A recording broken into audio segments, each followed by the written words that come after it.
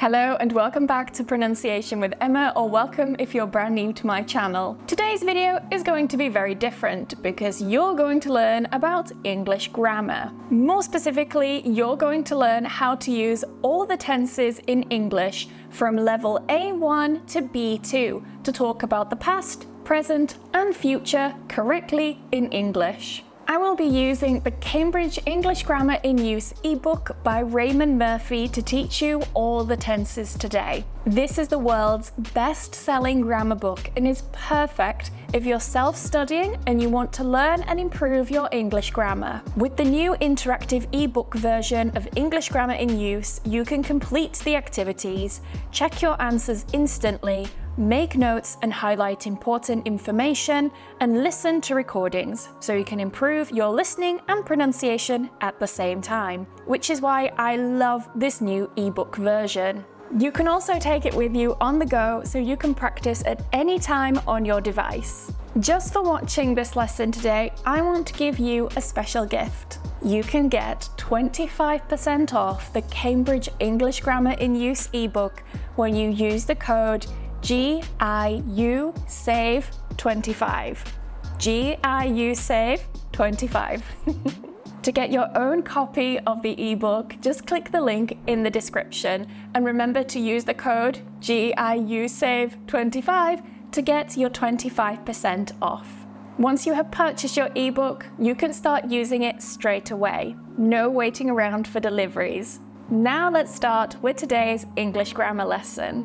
To help you practice and improve your English grammar even faster, I have created a PDF version of today's lesson notes and activities for you to download completely for free. The free PDF contains all of today's lesson notes summarized for you, all of the activities, as well as some additional pronunciation tips because of course it's important to focus on your pronunciation too, and I am Pronunciation with Emma.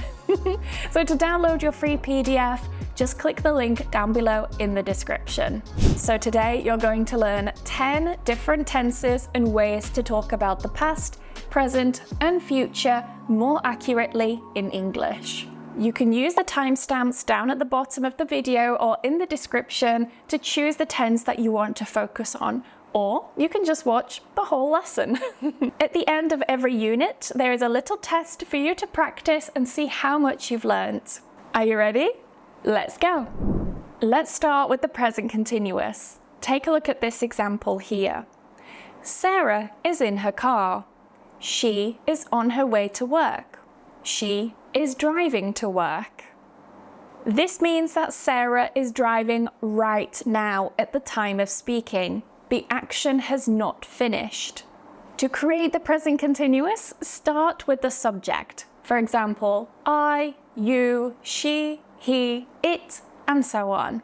Then you add the conjugated form of to be. For example, I am, you are, he, she, it is, etc. We call this type of verb an auxiliary verb.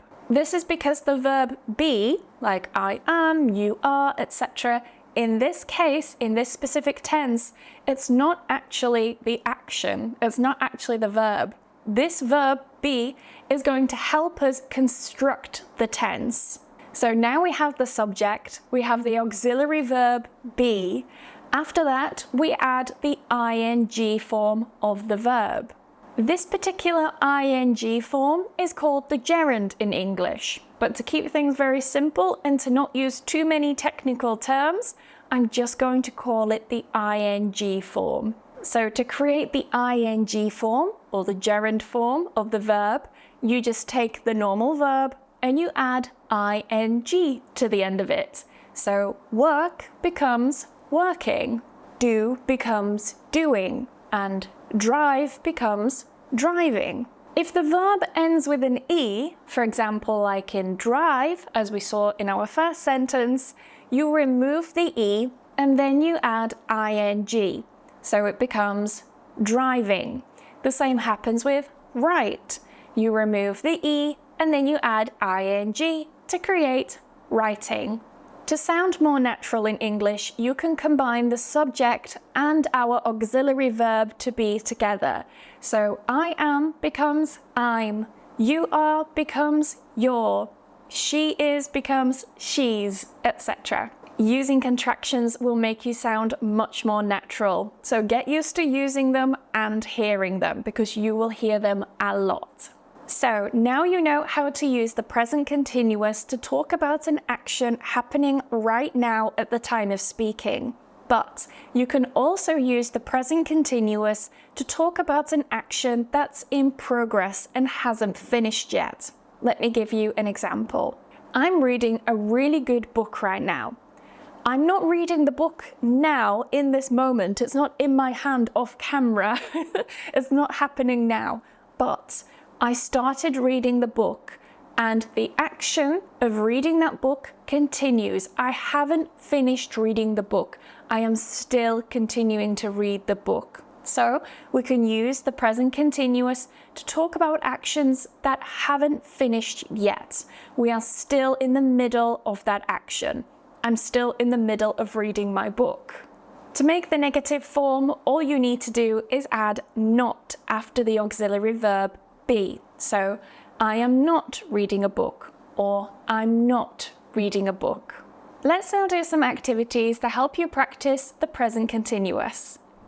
Take a look at these pictures and tell me what's happening. Use the verb above the picture to help you construct the sentence.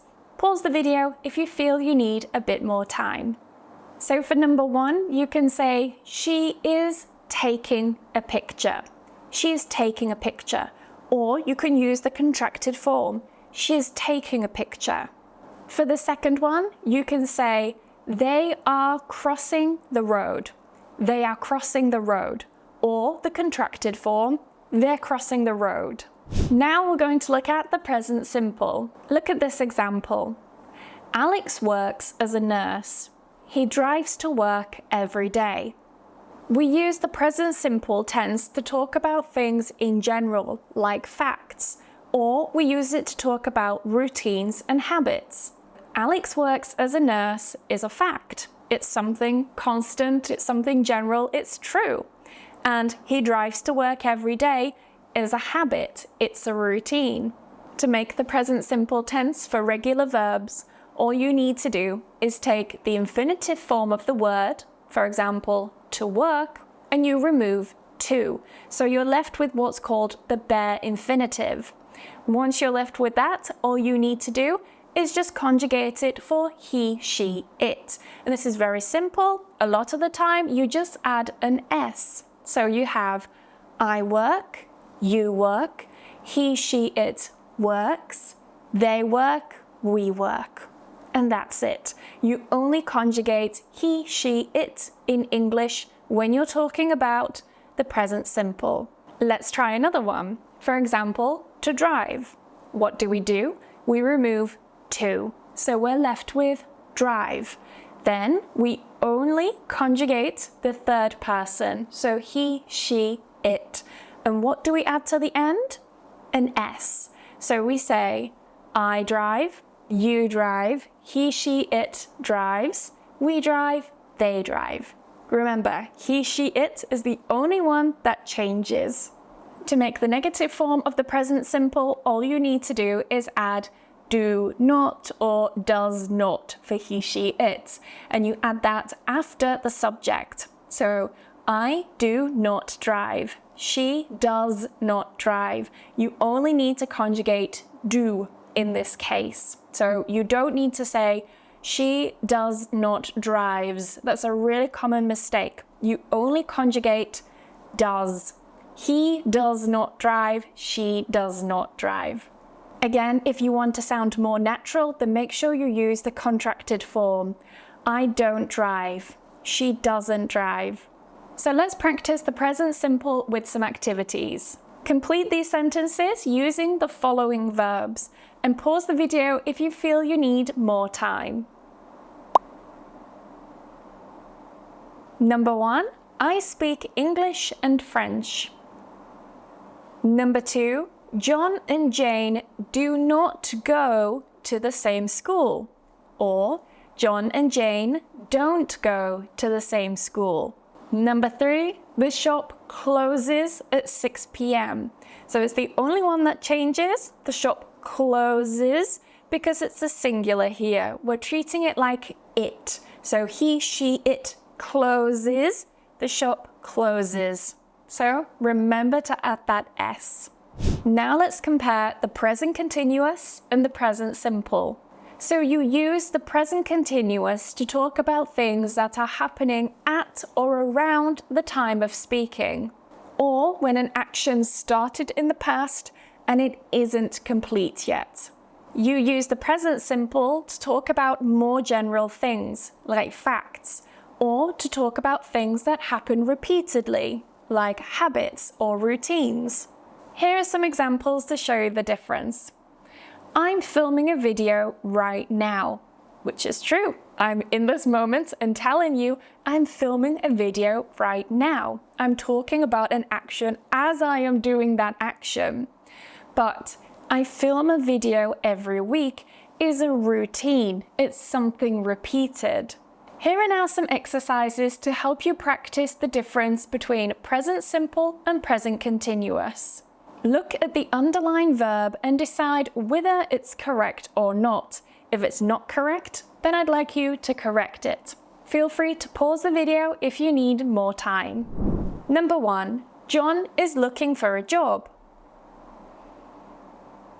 This sentence is correct because the action is not complete yet. It's still happening. He is still looking for a job. Number 2, water is boiling at 100 degrees Celsius. This is incorrect, and the reason for this is because it's a fact. So, water boils at 100 degrees Celsius. And number 3, the last one, she is walking her dog every day. This one is not correct. Because it's a routine, every day, we need to use the present simple. She walks her dog every day. Now let's move on to some past tenses and ways that you can talk about past actions. Take a look at this sentence. I went to a party last week. This is an example of the past simple. We use the past simple to talk about actions which started and finished in the past. As we know that the party happened last week, it's definitely finished. The party is not continuing now. It finished last week. So we know to use the past simple. To create the past simple tense in English with regular verbs, all you need to do is add ed to the end of the verb.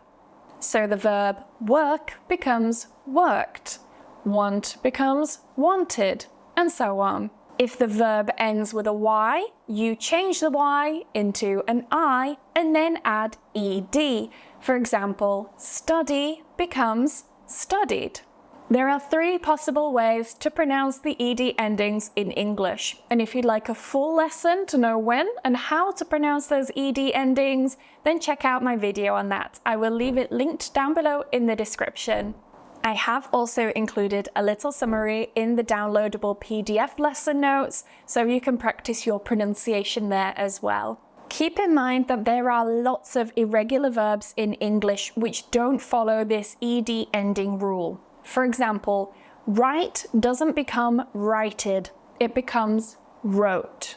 See is not seed, it's saw. Go is not goed, it's went. And run is not runned or runned, which I hear a lot. It's ran. So keep an eye out for irregular verbs in English because there are many. When you want to use the negative form, all you need to do is add did not after the subject. So, yesterday I went to the park. In the negative form, it becomes yesterday I did not go to the park. It's a really common mistake for learners to say, yesterday I did not went. You don't need to conjugate that main verb. All you need to do is say did, and that's it. So, yesterday I did not go to the park. Let's now practice the past simple with some exercises. Let's read what Laura is saying here. As you'll see, it's all in the present tense, but listen carefully because I'm going to ask you some questions after we've finished reading. I usually get up at 7 o'clock and have a big breakfast. I walk to work, which takes me about half an hour. I start work at 8:45. I never have lunch. I finish work at 5 o'clock. I'm always tired when I get home. I usually cook a meal in the evening. I don't usually go out. I go to bed at about 11 o'clock and I always sleep well. Now let's imagine we're talking about Laura's day, but in the past. Number 1, what time did Laura get up? Laura got up at 7 o'clock. Got is the past simple of get. It is irregular. Number 2, did Laura eat lunch? No, Laura did not eat lunch, or she didn't eat lunch. Remember, we don't say did not ate. We don't need to put the main verb into the past as well, because did is already telling us that it happened in the past. Number 3, what time did Laura go to bed? Laura went to bed at 11 o'clock. Went is the past tense of go. Go is an irregular verb in English. Now let's look at the past continuous. The structure for the past continuous is really similar to the present continuous. So if you remember, the present continuous is the subject, then the verb to be, which is our auxiliary verb, our helping verb, and then the ing form of the verb, the main verb. For example, I am doing. All we need to do for the past continuous is just change the verb to be into the past. So, I was doing. I am doing. I was doing. That's very simple to do. So remember that the verb to be is irregular. So, I am doing, you are doing, he, she, it is doing becomes I was doing, you were doing, he, she, it was doing. Here's another example for you. This time last year, he was living in London. Here we use the past continuous, he was living in London, because the action happened for a long period of time in the past. Here's another example. At 9 a.m., I started playing tennis. At 11 a.m., I finished playing tennis. At 10 a.m., I was playing tennis. Here I'm using the past continuous with I was playing tennis because I was in the middle of doing a longer action in the past. You can also use the past simple and the past continuous together to talk about how a longer action was interrupted by another action. For example, I was taking a shower when you called me. So I was in the middle of doing a longer action when you interrupted that action. Now let's practice with some activities. Take a look at this task here. I'd like you to fill in the gaps. Pause the video if you need more time. I saw Sarah in town yesterday, but she didn't see me. She was looking in the other direction. So with the first sentence, I saw Sarah, it happened in the past. It was an action that finished in the past. But she didn't see me. Again, this is one action that happened in the past and finished in the past. But we use she was looking in the other direction because this action happened for a longer period of time. She was doing the action of looking in the other direction when I saw her, so she didn't see me. Those two little actions happened while she was looking in the other direction. Next, we have the present perfect. In English, we use the present perfect to talk about experiences that happened in the past with no specific time given to them. To create this tense, you have the subject, for example, I, and then you have the auxiliary verb, have. This only conjugates with he, she, it, like our other verbs, and it becomes he, she, it, has. Then you use what's called the past participle of the verb. The past participle is usually formed by adding ed to the end of the verb. So a verb like walk becomes walked, just like we looked at with the past simple. So in the present perfect, this becomes I have walked. I have walked. You can also contract the subject and the auxiliary verb have and just say I've walked. Again, you can do that with all the different subjects. So you have walked becomes you've walked. She, he, it has walked. So bear in mind that that has changes there. Has walked. So she's walked, he's walked, it's walked, we'd walked, and they'd walked.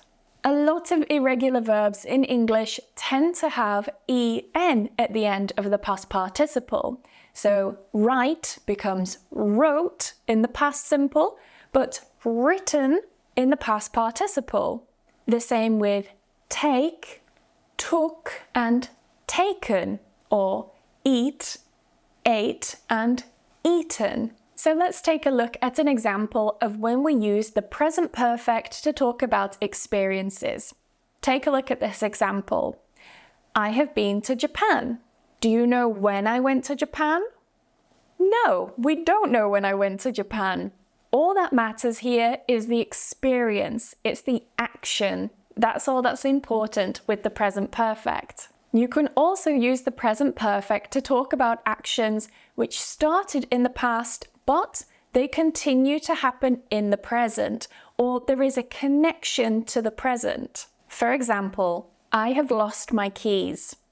This means that I lost my keys in the past and they are still lost now, because with the present perfect, there is a connection to the present. If you say, I lost my keys with the present simple, it's not clear whether you found your keys or not. They could still be lost, or maybe you found them. But with the present perfect, when you say, I have lost my keys, it implies that the keys are still lost.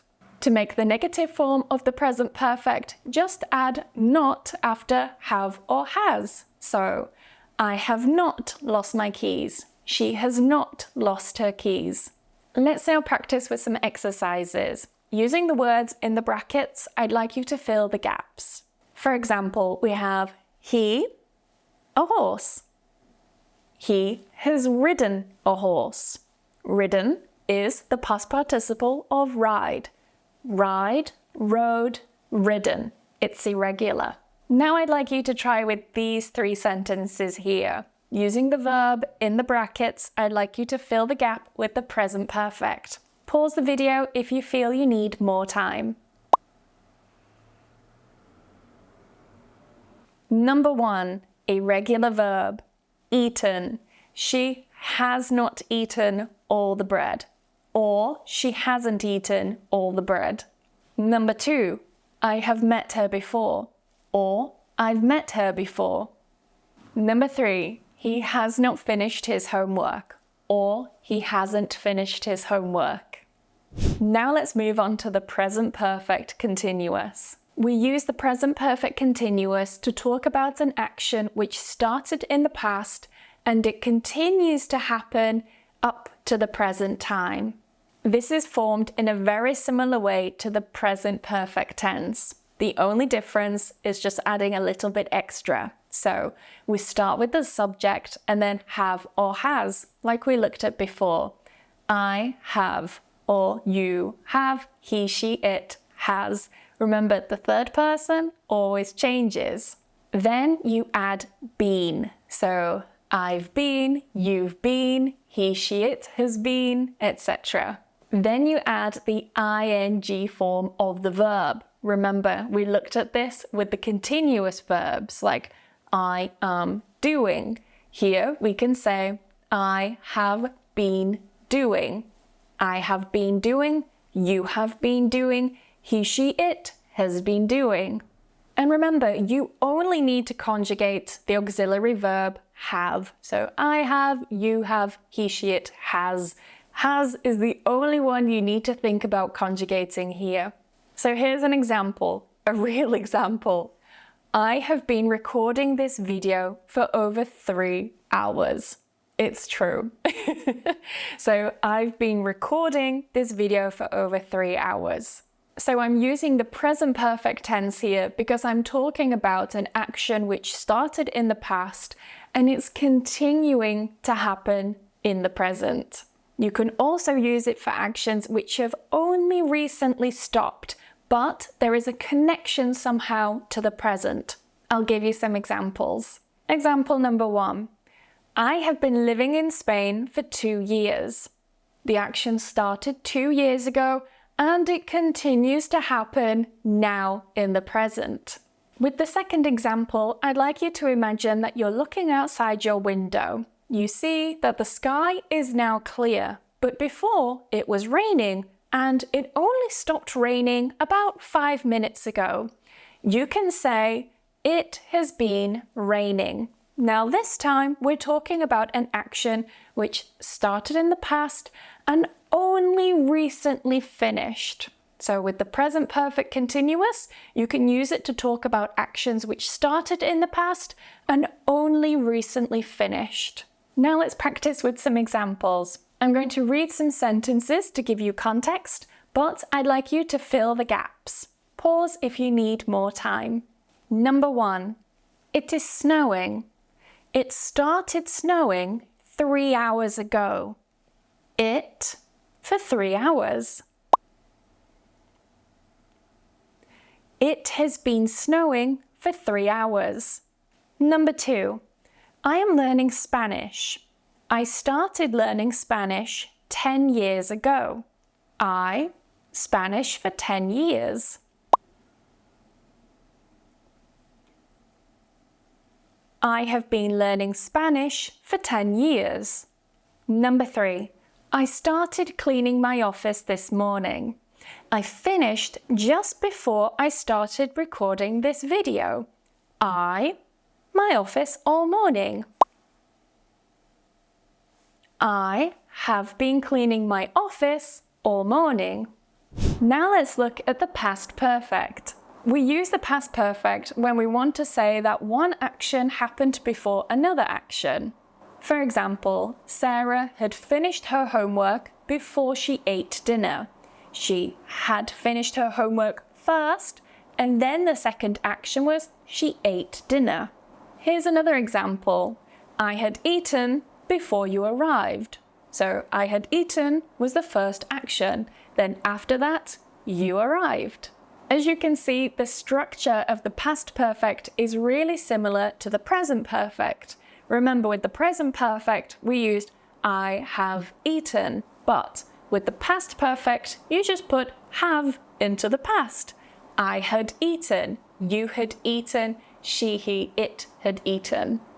To sound more natural, you can contract and you can say I'd done, you'd done, we'd done, she'd done, he'd done, etc. To make it negative, you just add not after had. So I had cleaned becomes I had not cleaned. Or to sound more natural, you can squish those words together and contract them and say I hadn't cleaned. Now let's practice with some example sentences. As always, you can pause to give yourself extra time. Number 1. The performance before we arrived. The performance had started before we arrived. Number 2. He. The door before he went to bed. He had locked the door before he went to bed. Number 3. My suitcase before I left for the airport. I had packed my suitcase before I left for the airport. Now let's move on to the next tense. I'm going to read an example sentence. Pay attention. Yesterday, I got home from work extremely tired. I had been working hard all day. This is the past perfect continuous. You use the past perfect continuous to emphasize the duration of an action. So if you think of past perfect as just being one complete action, past perfect continuous is a longer action, and you're emphasizing that that action happened for a long time and it happened before another action happened. So in our example sentence, I had been working all day. I'm emphasizing the fact I had been working for a long time, all day, and then I got home. So that second interaction, that second action is I got home. Here's another example. I had been painting the house before you arrived.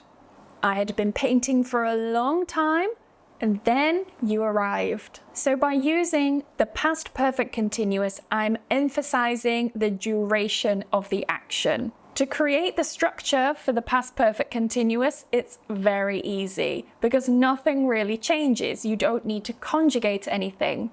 You just start with the subject, then had been, and then the ing form of the verb. For example, I had been waiting.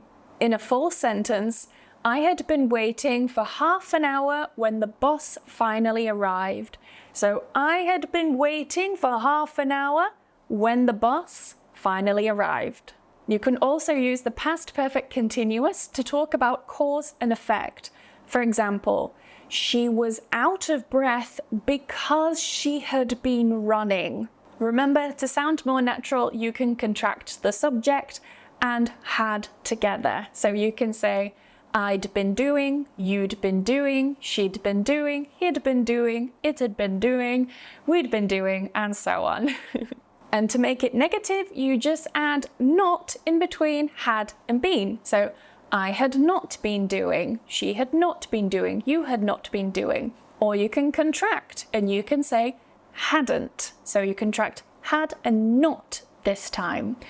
I hadn't been doing, you hadn't been doing, she hadn't been doing, etc. Now it's time to practice your grammar with some more exercises. Remember, pause the video if you need more time.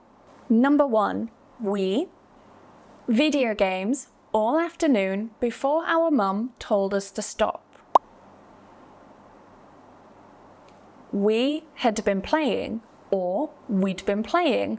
Notice as well that when I say this very quickly, I don't say had been playing. I say had been playing. So keep that in mind for your pronunciation, and it will also help you with your listening skills.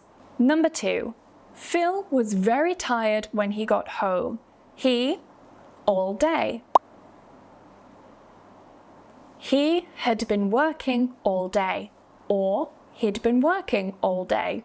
Number 3, the bus was extremely late. Everyone for the bus for over an hour.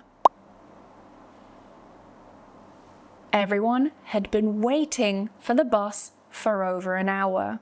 Number 4, Maria failed her exam. She, very hard all summer. She hadn't been studying very hard all summer.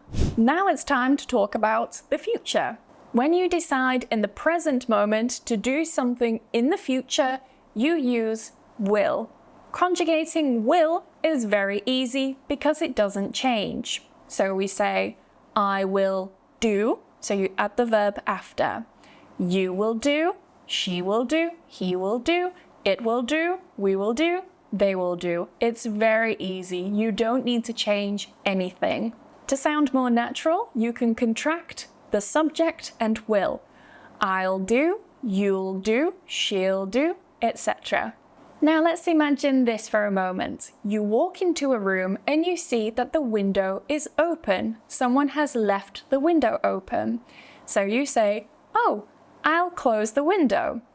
I'll close the window. You use will in this case because you're setting the intention now.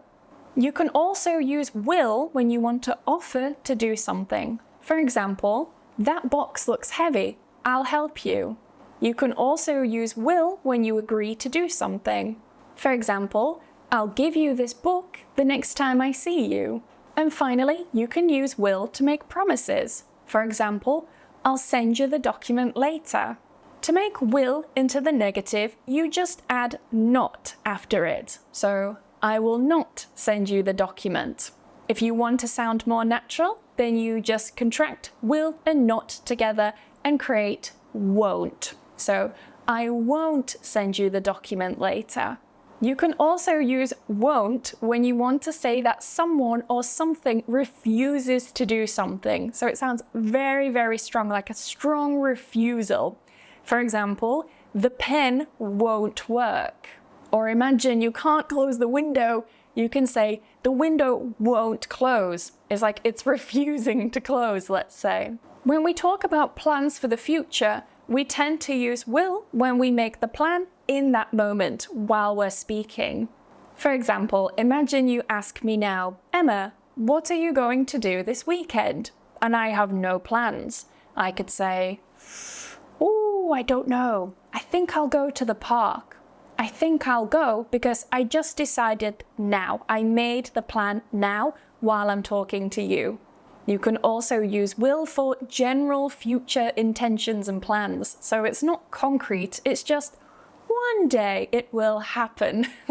For example, one day I'll travel to India. I don't know when, I don't have a plan, I have no idea when I will go, but I will go one day. Here's another example. I'll see you another time. Do I know when I will see you? No, but I will, I intend to, I plan to one day in the future see you sometime. So you see that with will, we don't really have any concrete intentions. It's not necessarily a 100% plan. Next, we're going to look at going to. Going to is for future plans that you have already decided to do. So you intend to do these plans because you already decided to do them in the past. For example, imagine that today is Monday and I decide I want to buy a new phone. I then make the plan to go to the shop on Saturday to buy the new phone. Then on Thursday, you see me and you say, Emma, do you have any plans for Saturday? And I say, yes, I do. On Saturday, I'm going to buy a new phone. So I use I'm going to buy because I made the plan on Monday. I set the intention, the plan, on Monday. The structure for going to is very simple. Just use the subject, for example, I, and then the present form of to be, so I am, then the phrase going to, and then the verb. So I am going to visit. You are going to visit. She's going to visit, we are going to visit, they are going to visit. To sound more natural, you can contract the subject and to be. So, I'm going to visit, you're going to visit, she's going to visit, he's going to visit, etc. Here are some more examples. I'm going to have a coffee with my friend tomorrow. You can also use going to with future actions or predictions which are very, very obvious. For example, careful, you're going to walk into that wall. You're going to get sick if you only eat junk food. Now take a look at these sentences and complete the gaps. Remember, you can pause the video if you need more time.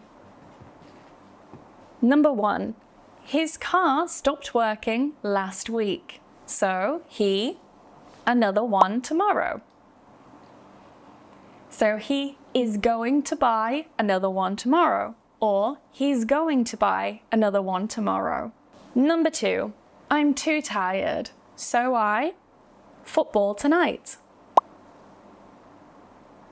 So I'm not going to play football tonight, or so I am not going to play football tonight.